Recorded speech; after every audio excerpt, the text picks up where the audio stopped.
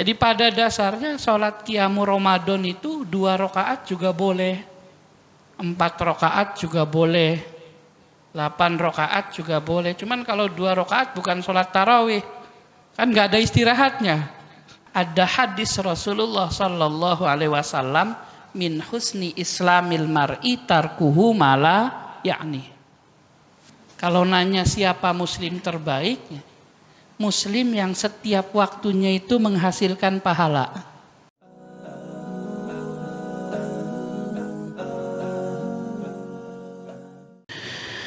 Baik, terima kasih. Jazakumullah. Bismillahirrahmanirrahim. Assalamualaikum warahmatullahi wabarakatuh. Alhamdulillah, wassalatu wassalamu ala rasulillah wa ala alihi wa ashabihi wa manittaba'a hudahu wa walah. Subhanaka la ilma lana illa ma 'allamtana innaka antal alimul hakim. Wa la haula wa la quwwata illa billahil aliyyil azim. Rabbana shrah lana sudurana wa yassir lana umurana wahlul 'uqdatam min lisani yafqahu qawli. Allahumma faqihna fid din wa 'allimna ta'wil. Allahumma ij'alna minal ladzina yastami'una al-qawla fayattabi'una ahsanah. Allahumma arinal haqqa haqqan warzuqna ittiba'ah wa arinal batila batilan warzuqna ijtinabah, amma ba'd. Bapak-bapak, ibu-ibu, jamaah salat maghrib Masjid Al-Ikhlas rahimani wa rahimakumullah. Mudah-mudahan kita semua senantiasa mendapatkan rahmat dari Allah Subhanahu wa ta'ala. Bulan lalu kita bahas tentang kunut subuh ya Pak. Dan saya katakan kunut itu dalam syariah di dalam sholat ada 3. Ada kunut sholat subuh, ada kunut sholat witir, ada kunut sholat ada kunut nazilah. Nah, sekarang yang dibahas yang kedua, yaitu kunut dalam sholat witir. Dalam mazhab Imam Abu Hanifah, kunut witir itu wajib. Jadi kalau sholat witirnya juga wajib mazhab Abu Hanifah tuh Pak. Karena ada hadis Rasulullah Sallallahu Alaihi Wasallam, al-witru hakun. Witir itu wajib.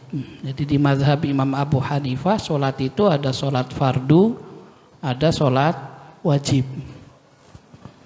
Kalau sholat fardu 5. Zuhur, asar, maghrib, isya, subuh. Kalau sholat wajib ada 3 di mazhab Imam Abu Hanifah tuh. Sholat witir, sholat idul fitri, sama sholat idul adha. Itu sholat wajib, yang kalau ditinggalkan dosa. Yang kalau ditinggalkan wajib diqodho. Seperti itu.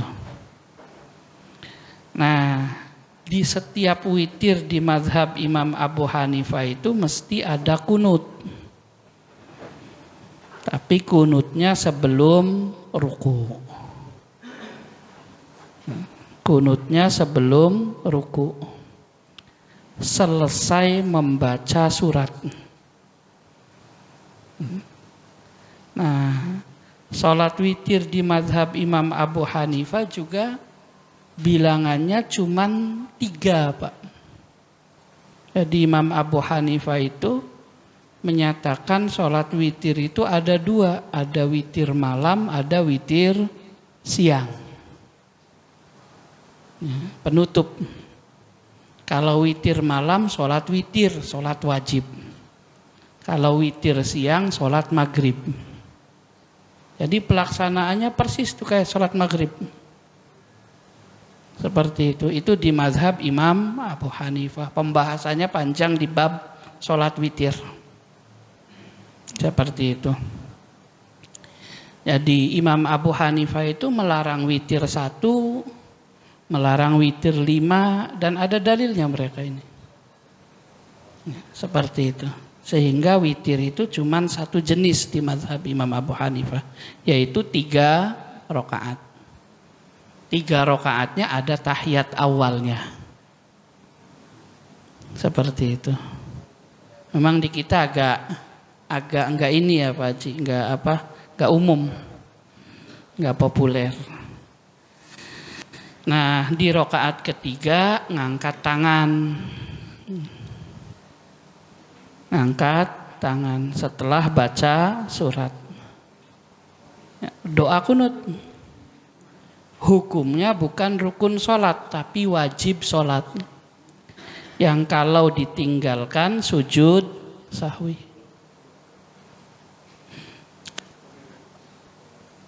Nah, apa yang melandasi mazhab Imam Abu Hanifah, Pak? Yang pertama, hadis riwayat Imam Abu Dawud dari Ubay bin Ka'ab. Kata Ubay bin Ka'ab, Rasul itu kunut witir sebelum ruku. Berarti ini nunjukin witirnya bukan setelah ruku. Kunutnya, maaf. Tapi sebelum ruku. Itu yang pertama. Yang kedua, hadis riwayat Imam An-Nasai dari Salman, Rasul bersabda, Inna Rabbakum hayyun karim. Allah itu zat yang apa ya bahasanya? Haya itu terjemahannya malu sih Pak. Bukan hayyun, bukan. Haya. Hayyun itu dari haya. Makanya ada hadis al-haya'u minal iman. Nah, Allah itu zat yang malu. Karim, zat yang selalu memberi. Kenapa zat yang malu? Yastahi min abdihi an yarfa'a ilaihi yadaihi fayaruddahuma sifron. Malu kalau hambanya doa ngangkat tangan. Terus setelah ngangkat tangan, dilepas tangannya, diturunkan, nggak dapat apa-apa.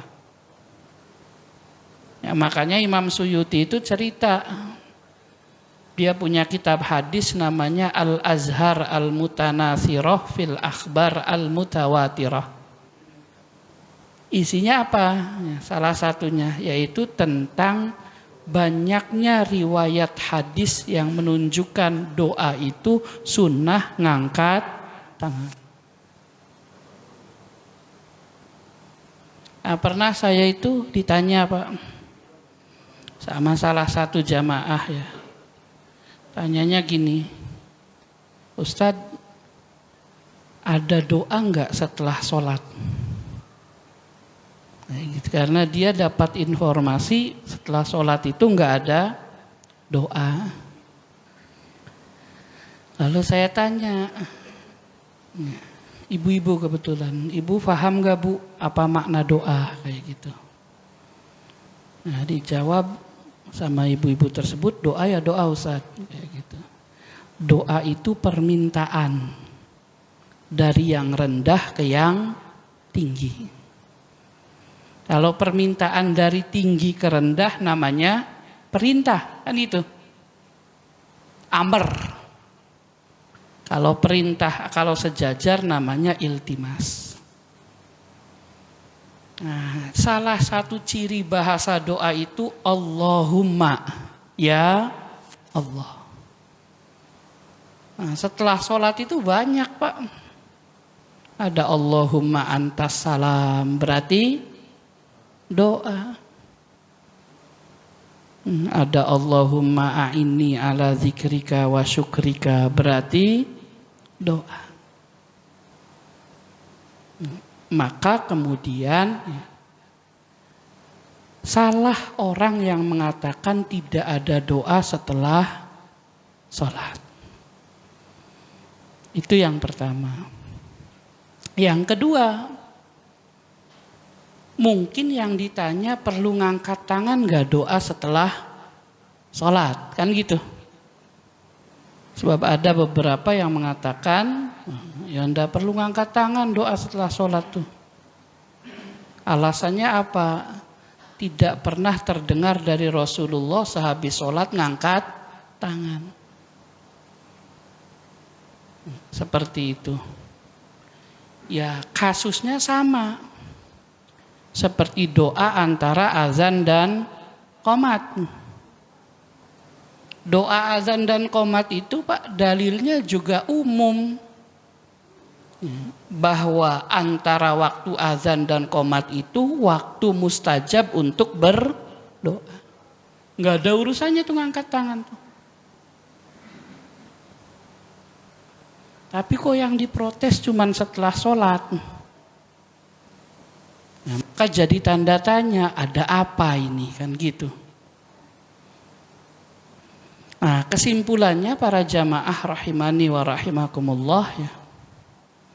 Kalau memang meyakini bahwa harus ada contoh Rasulnya, ya maka yang konsisten ketika azan dan qomat pun jangan ngangkat tangan. Nanti setelah sholatnya nggak perlu ngangkat tangan lagi tuh. Doa-doa apa juga nggak perlu ngangkat tangan. Tapi banyak riwayat yang menunjukkan secara umum doa itu sunnah ngangkat tangan. Termasuk hadis ini. Jadi apapun jenis doanya, ya, sunnahnya ngangkat tangan. Seperti itu. Maka antara azan dan qomat ngangkat tangan, doa, minta ke Allah. Doanya juga doa kita pribadi kan Pak ya. Kalau ditanya kira-kira yang dari Rasulullah doa antara azan dan qomat itu apa? Bingung juga itu jawabnya. Nyari-nyarinya. Kenapa? Nggak apal bisa, nggak tahu bisa, nemunya juga susah. Doa yang khusus antara azan dan qomat. Ya coba aja dicolek-colek. Tadi pas azan dan qomat ngangkat tangan minta apa ya? Kayak gitu kan. Mesti antara satu yang sholat dengan yang lainnya beda-beda tuh mintanya. Ada yang minta dikasih sehat, ada yang minta dikasih ibadah, Rabbana atina, ada yang minta istri baru kali ya wajih ya, barangkali kan gitu. Kan nggak kedengaran ini kan. Oh Pak Haji sebelah sana. Baik, kurang lebih seperti itu. Jadi karena kemudian setiap doa itu sunnah ngangkat tangan, maka doa kunut pun sunnah ngangkat tangan. Itu yang mau dimaksudkan. Maka di mazhab Imam Abu Hanifah itu kunutnya sebelum ruku terus ngangkat tangan. Kunut witir di rakaat ketiga. Setelah baca surat. Nah, tujuannya apa? Biar dikabul oleh Allah Subhanahu wa taala. Sebab Allah malu kalau lihat hambanya apa itu namanya? Menengadahkan atau apa mengangkat tangannya minta ke Allah terus pas turun enggak dikabulkan. Bahkan kalau doanya serius banget tuh ngangkat tangannya sampai tinggi, Pak. Sampai kelihatan ketiaknya. Di antaranya di sholat istisqa kan gitu. Kenapa? Ya udah lama nggak hujan-hujan kan, berarti butuhnya banget. Sebab kebutuhan pokok manusia itu salah satunya air. Ya, nggak makan orang masih tahan, tapi nggak minum susah. Seperti itu, maka air itu penting. Sampai kemudian di fikih-fikih itu bawa binatang tuh, Pak. Kalau sholat istisqa, punya peliharaan kucing, dibawa kucingnya. Punya peliharaan kambing, dibawa kambingnya. Nanti doa ke Allah, ya Allah kalau saya terlalu banyak dosa, sehingga susah dapat air, ini kambing gak punya dosa ini. Butuh air, gitu. Jadi tolong turunkan hujan. Sampai segitunya tuh Pak. Dan ngangkat tangannya tinggi. Seperti itu. Kambing gak ikut ngangkat tangan. Kambing enggak. Makanya kemudian sering kali saya katakan itu, kalau ngangkatnya sepundak, apa tuh Pak? Sepaha kayak gitu. Itu bingung satu dalilnya mana. Ya, terus kemudian yang kedua, ini orang serius enggak sih mintanya kayak gitu kan. Jadi ngangkatnya segini. Makanya kalau ditanya itu mazhabnya apa kalau yang doanya segini? Mazhabnya mazhab males. Pak. Ngangkat tangan sepundak aja enggak sanggup tuh. Capek turun ke bawah kan. Iya kalau capek dari awal turun ke bawah, enggak ngangkat tangan ya enggak ngangkat tangan sekalian lah. Jangan malu-malu ngangkat tangan. Baik. Jadi kenapa sunnah ngangkat tangan? Karena setiap doa itu sunnah ngangkat tangan. Itu di mazhab Imam Abu Hanifah.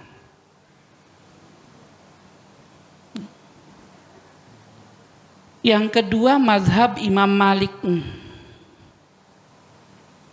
Di mazhab Imam Malik, kunut witir itu tidak disyariahkan. Hukumnya makruh. Ada riwayat dari Tawus. Tawus itu bukan sahabat sih. Mengatakan bahwa al-kunutu fil witri bid'atun. Kunut dalam witir itu bid'ah.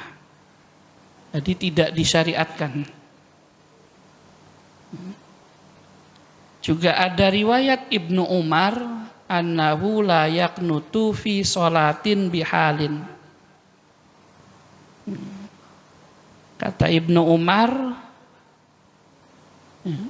bahwa Ibnu Umar itu tidak pernah kunut dalam sholat apapun.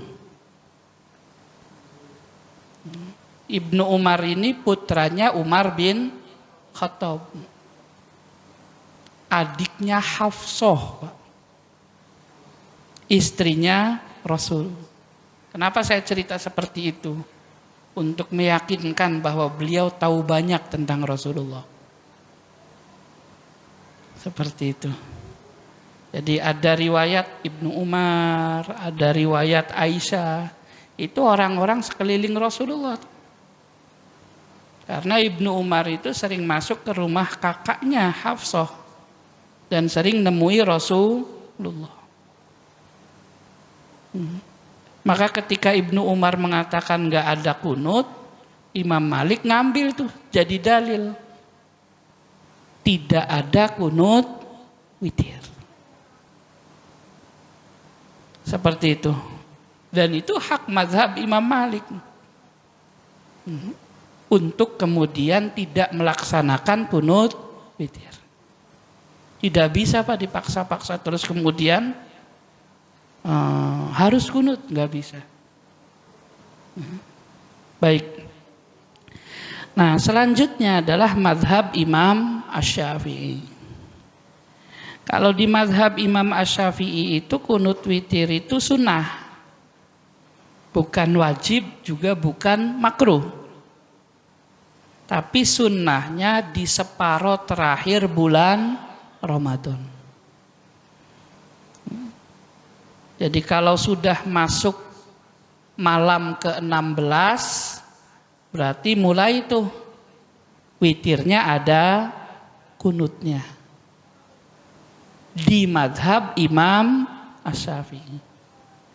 tata caranya sama kayak kunut subuh. Di kunut subuh dijelaskan Imam Syafi'i itu ya, witirnya di i'tidal sebelum sujud, terus kemudian yang kedua mengangkat tangan, setelah kunut ada sholawat kepada Rasulullah, terus habis itu tidak mengusap muka, langsung sujud. Bisa difahami ya insya Allah. Ya umum kan kayak gitu. Angkat tangan ketika i'tidal. Kalau jadi imam berarti jahar. Seperti itu. Kunutnya, makmumnya amin. Terus kemudian selesai kunut, baca sholawat. Selesai baca sholawat, turunkan tangan, tidak perlu mengusap, lalu sujud. Nah, kunut witirnya di separuh terakhir bulan Ramadan. Berarti kalau di mazhab Syafi'i 2 tuh Pak. Kunutnya habis witir, nanti kunut lagi subuh. Apa yang melandasi hadis sahih riwayat Abu Dawud dari Hasan bin Ali radhiyallahu anhuma, cucu Rasul, kata Hasan, alamani Rasulullah sallallahu alaihi wasallam kalimat. Rasul ngajarin saya doa kunut, beberapa doa. Aku luhunna fi kunutil witri, yang mesti diucapkan di kunut witir. Berarti nunjukkan kunut witir itu ada. Apa doanya? Allahumma hdini fiman hadait wa afini fiman afait, dan seterusnya.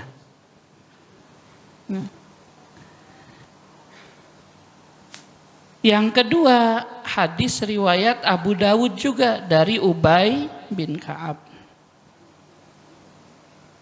Ubay bin Ka'ab melakukan kunut witir di setengah terakhir bulan Ramadan. Di zaman Umar bin Khattab. Kan mulai sholat tarawih dan witir bareng-bareng itu di zaman Umar. Di zaman Rasul pernah bareng tapi bubar lagi Pak. Zaman Abu Bakar sendiri-sendiri sholat tarawihnya. Ketika zaman Umar ngumpul lagi tuh satu imam. Imamnya satu Ubay bin Ka'ab, yang kedua Tamim Ad-Dari. Seperti itu. Yang sholatnya dari Isya sampai subuh kan gitu. Makanya disebut tarawih. Banyak istirahatnya. Yang sekali baca 1 rakaat itu ya kira-kira 100 ayat dibaca serakaat. Pertama 8 rakaat tuh tarawihnya. 2 rakaat salam, 2 rakaat salam, 2 rakaat salam, 8 rakaat. Ternyata kepanjangan suratnya. Lapor ke Umar bin Khattab dalam hadis itu. Soalnya beberapa yang masih muda pun sampai pakai tongkat. Saking lamanya sholat. Seperti itu. Nah setelah itu kemudian lapor ke Umar diganti. Dari 8 ke 20. Sampai sekarang 20 terus tuh. Di Madinah, di Mekah. Seperti itu. Sempat turun tuh Pak, pas pandemi kemarin. Tapi gantinya bukan 8. Gantinya berapa? 10 rakaat. Pas zaman pandemi tarawih kemarin itu. Jadi biasanya 20 rakaat, turun setengah, separuh, 10 rakaat. Ali bin Abi Thalib ngimamin tarawih itu 36 rakaat. Seperti itu. Jadi pada dasarnya sholat qiyamul Ramadan itu 2 rakaat juga boleh, 4 rakaat juga boleh, 8 rakaat juga boleh. Cuman kalau 2 rakaat bukan sholat tarawih, kan nggak ada istirahatnya. Cuman 1 kali salam. Jadi kenapa dikatakan tarawih itu ada istirahat? Itu zikir, baca Quran. Ya kalau zaman sekarang ngopi dulu kan gitu. Makan kan gitu. Nanti kalau sudah siap tuh, siap takbir lagi. Gitu. Nanti pas di rokaat apa yang terakhir udah bubar semua. Nah, seperti itu. Makanya disebut tarawih itu dari kata tarwihah, banyak istirahatnya. Seperti itu. Namanya juga habis buka puasa. Walaupun bukanya nggak banyak, gampang lelah itu, Pak. Pengennya minum gitu. Tapi kemudian tidak menghalangi semangat menghidupkan malam bulan Ramadan. Dan sebaik-baik baca Quran itu adalah di dalam sholat, kan gitu. Jadi kalau ada yang nanya baca Quran di luar sholat dengan baca Quran di dalam sholat, ya lewat jalur ulama manapun pahalanya besar yang di dalam sholat. Maka sholatnya dipanjangin, capek istirahat.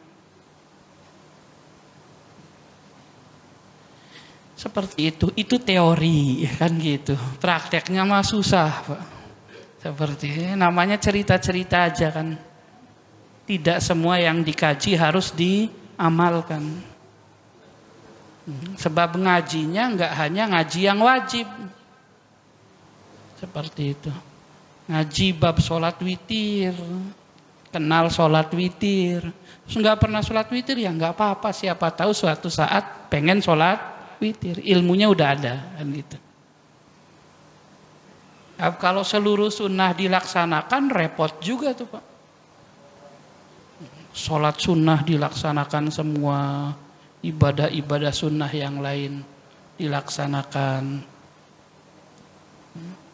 Maka hidupnya penuh dengan ibadah. Ya bagus sih. Cuman kan masalahnya kita ini gampang bosan. Seperti itu. Fitrahnya manusia itu gampang bosan, ada nafsu. Coba aja. Semangat baca Quran 5 juz hari ini. Besok udah kendor tuh kan kayak gitu. Makanya taklim juga kan kadang ada, pokoknya kita semangat Ustaz. Ya sekarang semangat, nanti mah nggak tahu itu. Seperti itu biasa. Nanti ada masa di mana kemudian bosan, malas seperti itu. Nah, makanya kemudian ada hadis Rasulullah sallallahu alaihi wasallam, min husni islamil mar'i tarkuhu mala yakni. Kalau nanya siapa muslim terbaik, muslim yang setiap waktunya itu menghasilkan pahala. Seperti itu. Jadi dia meninggalkan sesuatu yang tidak menghasilkan pahala. Bukan ninggalin maksiat, tapi ninggalin mubah. Nah, kenapa Allah ciptakan hukum mubah? Ya, karena kita pada dasarnya itu gampang bosan ibadah itu. Maka kemudian dibuatlah hukum mubah, jalan-jalan mubah, ngobrol mubah, ngopi mubah, kan gitu, Pak. Yang penting enggak maksiat. Tapi kalau 24 jam diisi mubah semua, atau hampir 24 jam isinya mubah semua, ya namanya lalai. Seperti itu. Nah, Ubay bin Ka'ab salah satu imam sholat tarawih. Ketika witir, di separuh terakhir bulan Ramadan itu Ubay kunut. Nah, Ubay ini adalah dari kecil memang ahli Quran dan biasa jadi imam. Seperti itu. Maka ditariklah sama mazhab Imam Syafi'i jadi dalil. Oh, berarti mungkin yang sunnahnya cuman di separuh terakhir bulan Ramadan. Karena itu tradisi yang terus menerus dari mulai zaman Umar bin Khattab. Seperti itu. Jadi itu kan tanpa alasan, nggak diketahui kenapa kok separuh terakhir. Kalau ngejarnya Lailatul Qadar berarti di 10 malam terakhir. Kalau ini dari tanggal 16. Nah, ketika tidak ada alasan berarti tauqifiyah, mesti ada dalil, cuman kita tidak tahu dalilnya. Maka perbuatannya dijadikan dalil. Apalagi tidak ada yang protes tuh di zaman Umar. Kalau itu bermasalah kan mesti diprotes sama sahabat-sahabat yang lain. Kenapa ini kunut? Ternyata di zaman Umar bin Khattab ada kunut witir di separuh terakhir bulan Ramadan itu, sahabat yang lain diam bahkan ikut kunut. Berarti menunjukkan sunnah kunut witir di separuh terakhir bulan Ramadan. Makanya kalau protes-protes, bahasanya mazhab Imam Syafi'i, kamu siapa memang? Sahabat aja nggak protes di zaman Umar bin Khattab, kan seperti itu. Kok kamu bisa-bisanya protes? Tapi itu bahasa ini ya Pak. Bahasa apa? Ngajak berantem kan kayak gitu. Ya bahasa santainya ya. Nggak kunut ya tinggal diam saja. Biarkan saya kunut. Kalau kemudian bagi yang nggak kunut, yang kunut yang nggak usah ngomong, kasih hak saya untuk tidak kunut. Selesai seperti itu. Itu namanya bahasa baik. Tapi kalau bahasa tadi kan, memang kamu lebih hebat dari sahabat ya. Itu bahasa ngajak berantem itu, Pak. Seperti itu. Baik. Yang terakhir mazhab Imam Ahmad ibnu Hambal. Di mazhab Imam Ahmad ibnu Hambal kunut witir itu sunnah. Tapi kayak mazhab Imam Abu Hanifah Pak. Seluruh sholat witir. Mau di Ramadan atau di luar Ramadan. Cuman yang bedain kalau mazhab Abu Hanifah sebelum ruku, kalau mazhab Hambali sama kayak Imam Syafi'i, yaitu setelah ruku. Kenapa? Karena hadis kunut witir ini kan umum. Kata Hasan, Rasul ngajarin saya doa kunut witir. Dan Rasul nggak pernah ngasih tahu witir yang mana. Berarti al-umum yabqa ala umumihi. Kalau perintahnya umum ya pelaksanaannya umum. Berarti Imam Ahmad nggak ngambil yang Ubay bin Ka'ab tadi. Ngambil hadisnya. Bahwa hadisnya tidak ditentukan berarti seluruh sholat witir sunnah kunut. Nah, musibahnya itu kan Pak, kita ribut kunut witir ada apa enggak, tapi enggak pernah sholat witir gitu. Kalau subuh mah mungkin sholat. Yang sering enggak sholat itu kan witir kadang. Seperti itu. Padahal Rasulullah Shallallahu Alaihi Wasallam itu sampai safar pun witir. Saking pentingnya witir. Dan para sahabat yang takut ya Pak, ketiduran bangun-bangun sholat subuh, bukan bangun-bangun jam 7, bukan. Takut ketiduran bangun-bangun sholat subuh. Apa yang dilakukan mereka? Witir sebelum tidur. Seperti itu. Ini menunjukkan ihtimamus sahabah wassalafus saleh. Orang-orang dulu itu sangat perhatian terhadap sholat witir. Seperti itu. Saking perhatiannya sampai ada ulama yang mewajibkan sholat witir. Nah, ribut kunut witirnya, sholat witirnya enggak kan gitu. Jadi kadang bingung juga ngeributin apa. Toh mau kunut enggak kunut, sholat witir aja enggak. Baik, para jamaah rahimani wa rahimakumullah, selanjutnya kunut nazilah. Tapi sudah jam mau isya tuh. Barangkali ada yang didiskusikan dulu, monggo Pak. Monggo, silahkan.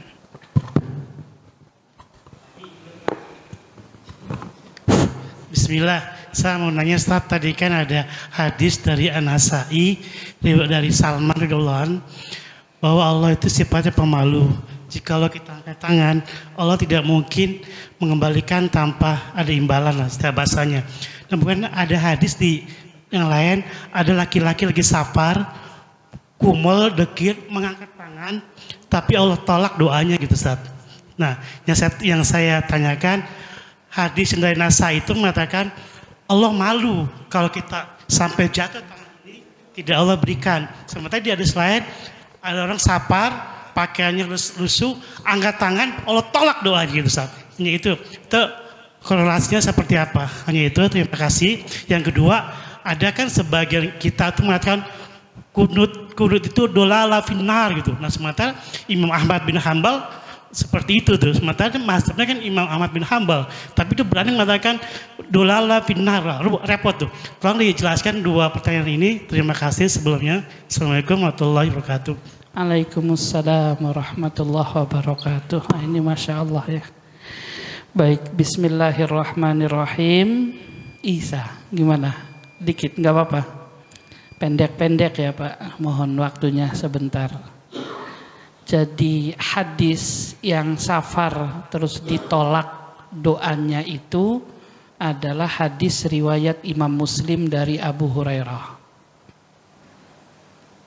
Ditolaknya bukan karena dia ngangkat tangan terus Allah tidak malu untuk menolak dia, bukan. Tapi memang dia tidak layak diterima doanya. Alasannya apa? Wa mat'amuhu haram. Makanannya haram. Wa malbasuhu haram. Jadi salah satu syarat agar doa diterima itu adalah bersih dari barang haram. Baru Allah malu. Kalau tidak memenuhi syarat, maka tidak ada hak bagi Allah untuk mengabulkan. Makanya abdun artinya hamba. Itu jamaknya dua Pak.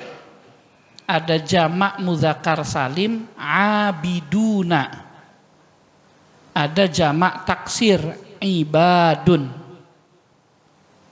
Nah, kata ulama ahli bahasa, kalau pakai bahasa ibadun itu berarti hamba yang soleh, yang benar-benar menghambakan.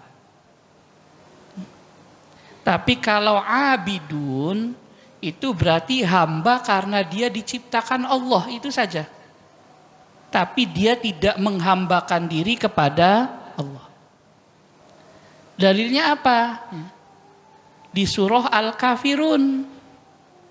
Wala antum abiduna ma a'bud. Jadi orang kafir itu disifati abidun.